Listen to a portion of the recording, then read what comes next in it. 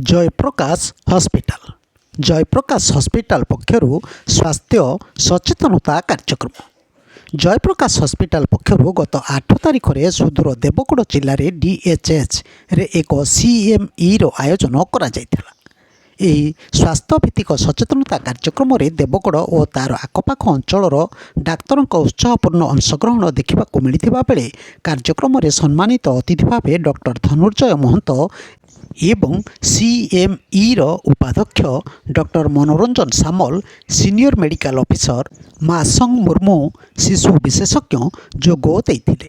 कार्यक्रम में वक्ता भाव JP hospital medical superintendent doctor Suchitra Mishra, critical care विभाग डॉक्टर देवाशीष पंडा, नियोनाटाल विभाग डॉक्टर नमिता साहू तथा न्यूरोलोजी विभाग डॉक्टर दिव्याराणी जेपी हॉस्पिटल विभिन्न प्रसंग में सेमानकर स्वास्थ्य संबंधी वक्तव्य मान प्रदान करथिले। राउरकेला जेपी हॉस्पिटल यह कार्यक्रम में 40 रु अधिक डॉक्टर जोग देथिला बेले डाक्तर मानकु अंतर्दृष्टि आदान प्रदान, जटिल केस अध्ययन आलोचना एवं रोगी सेवार नूतनतम प्रजुक्ति विद्या अपग्रेड अनुसंधान करने सीएमई गुरुत्वपूर्ण प्लाटफर्म प्रदान करथिला।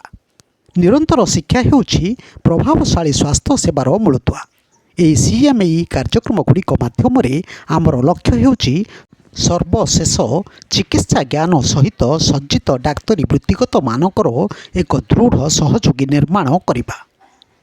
ब्यूरो न्यूज ओडिशा कथा यूट्यूब चैनल टी को आपण माने देखुचंती, मतामत दियंतु, लाइक करंतु, सब्सक्राइब करंतु और शेयर मध्य करंतु।